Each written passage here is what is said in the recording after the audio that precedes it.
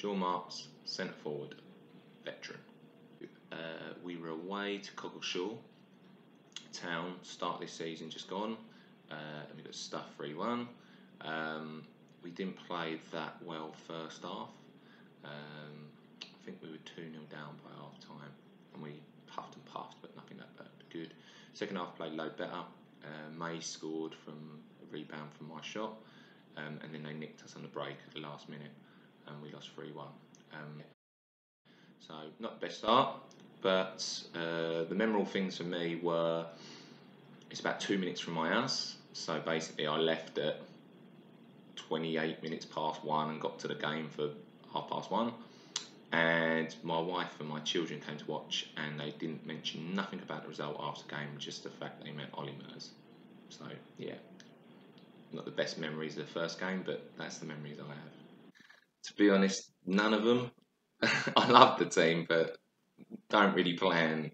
Would not want to spend more time than I have to with a lot of them as such, and they'd probably feel the same with me, old man. But if I had to pick anyone, it'd be either Skip or Debs. So Joe White or Tommy Detmar. They're both kind of laid-back characters. Probably just let you get on with your bits and stuff like that. Pretty good laugh as well, so I'd say them two. The person I would least like to be stuck on a desert island with, Joe Grimwood.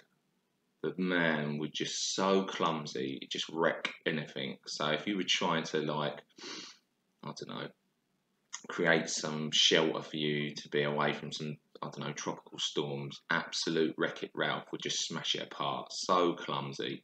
Yeah, you'd be forever like picking up after him as well. So no chance. Joe Grimwood, no chance.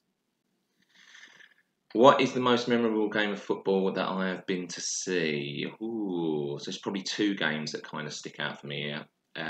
One game is, ages ago, but it was the Johnson's Paint Trophy where Luton played Scunthorpe in it, and Luton had been deducted about 20 points, and a couple of the players at the team that I was playing with at the time, we all got tickets because his brother played for Luton, and we just had the best day. We ended up in a box. It was just amazing at Wembley, and Luton turned them over as well. Great day it was. We had like the hats on, everything. Fantastic day. Passed out on the train, kept going back and forth to Southend loads of times, but it was really good. And then the second game, again, this one weren't so good experience, but it's memorable. It was in 2007, and it was England-Croatia, and we had to win at Wembley to qualify for Euro 2008, and we got stuffed. We got done. That was when Carson had his debut, and he threw one in the net like after about 5 minutes. And then we ended up getting done 3-2, and it was Wally with a brolly McLaren. So yeah, I was there to witness us get absolutely wiped the floor off by Croatia that day. Luka Modric was unreal. Yeah, so they're my two probably most memorable games. None about Arsenal, who I support, but just about them two.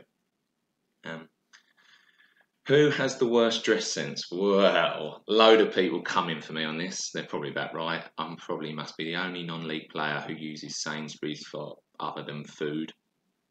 Got some good clothes there, in my opinion. But the two that stand out within AFC are Moley, a goalkeeper coach. I love Moley, top man, but he just wears non-stop super dry everywhere. Like anything, it's like he must just have like shares in the place because it's just super dry everywhere, and that's even coming from me. So Moley, top man, but super dry mannequin basically. Or the other person has to be Billy Holland. Baby Giraffe come in one day in, I don't know, it was like a sumo wrestler's tracksuit. It was absolutely huge. And he got absolute pelters for it. And oh my God, it was horrendous. Even from my standards, that was horrendous. He also left his work clothes at training one day. And it was meant to be a white shirt, but it was like eggshell white. It was more like grey. It was, he must have been wearing it non-stop for about 3 months under that suit. Absolute horrendous. And the fact, actually, that Skip bought a pair of Nike trainers, and then suddenly, like, all the other boys from Ipswich just copied him. So bought exactly the same pair about 6 weeks later when they were on sale. So yeah, scrap Moley. Moley, you can have your super dry. Billy Holland, it's you, mate. Favourite goal has to be a header. Anybody knows me, all I can do is head it. Head on a stick. So the goal against Deeping Rangers in the FA Cup away, where Hunt whipped in a great ball and I bullet headed it in. That was a good one. Yeah, Histon away. Again, another header from Reece Harris's cross, bullet as well. So either one of them two is probably my favourite goal so far. Yeah, so anything with a header, you know me, I love that. Only one answer. He thinks he's a centre forward. He has never been a centre forward in a million years. Joe Grimwood, absolute boom. Just kick it anywhere. Might go in, might go over, might hit someone in the stands. Absolute. Sorry, Grimwood, not a chance that I would trust you with a pen. Love you, but not a chance with a pen. Pepperoni, all day. Pepperoni, or unless you're going to get one of them posh pizzas from M&S, with the one with like the mozzarella, salami, some peppers on it. Yeah, they're decent. But if not, pepperoni, bang. Favourite ice cream? Okay, favourite ice cream. Can't beat a 99 and a flake. Like Mr. Whippy and a flake. Oh, unreal. But if you're talking about soft scoop, then you've got to look at 2 flavours for me. Rum and raisin and mint choc chip. They are the best. Them two are unreal, both of them. But if I had to, if you presented me an ice cream ban, I would just pick 99 and a flake. Unreal. So I've been to quite a few places within the world. I've been to sort of like Denmark. I've been lucky enough to go to Holland, Spain, Portugal, Italy. But the 3 that kind of stand out for me are Mexico, South Africa, and the best one that I've ever been to is the Maldives. Just unbelievable place. Like, you can't imagine it unless you go there. So like the sea creatures that you dive with, the snorkeling where you see turtles, and walk along the beach and you'll spot sharks coming out. It's just an amazing place to go. Recommend it to anyone. So Maldives, yeah, paradise. Oh, everyone's come for him so far, but I'm going to come for him again.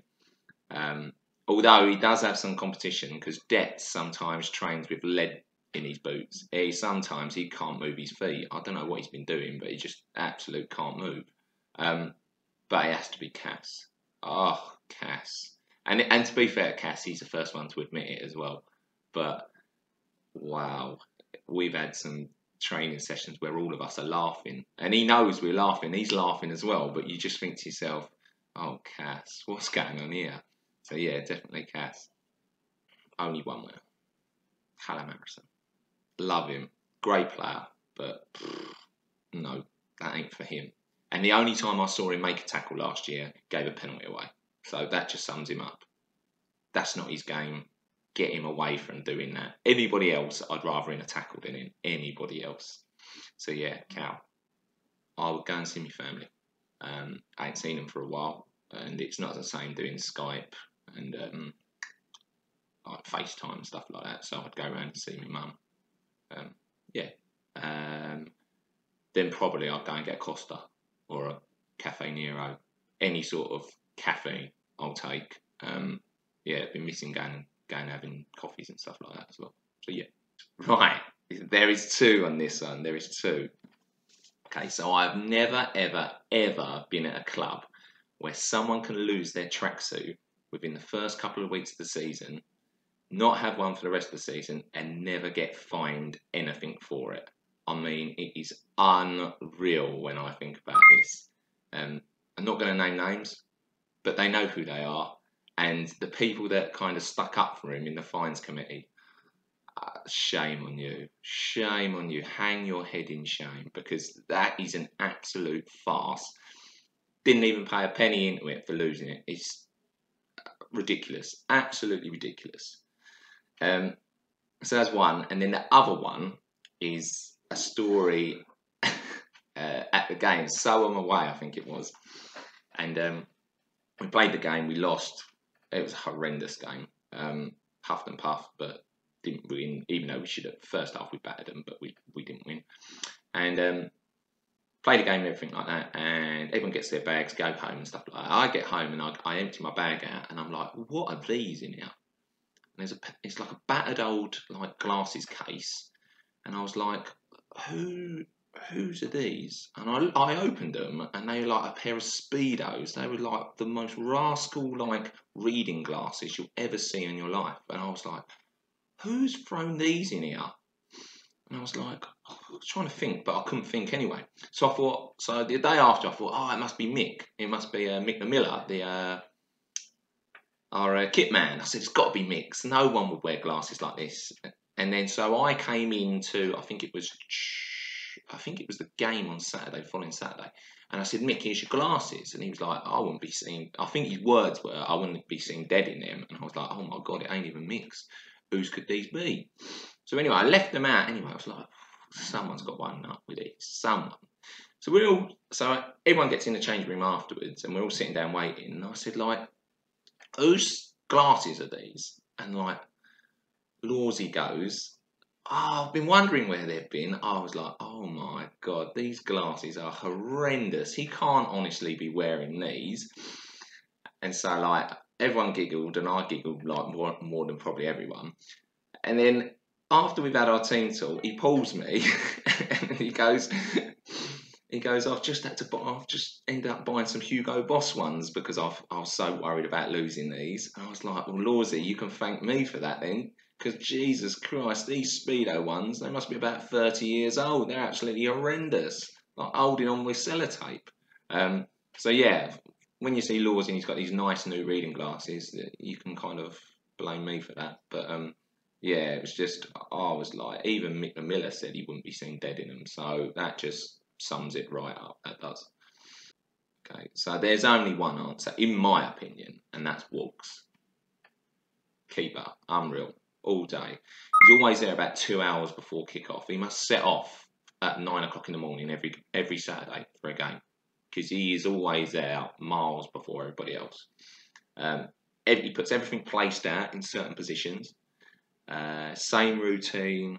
He's a pro playing in a semi-pro team. He's absolute legend. But yeah, most professional player. So we've got some characters in our dressing room. There are some funny people in there. Everyone's kind of got their own sort of humour. So like some of the young ones have their own sort of humour.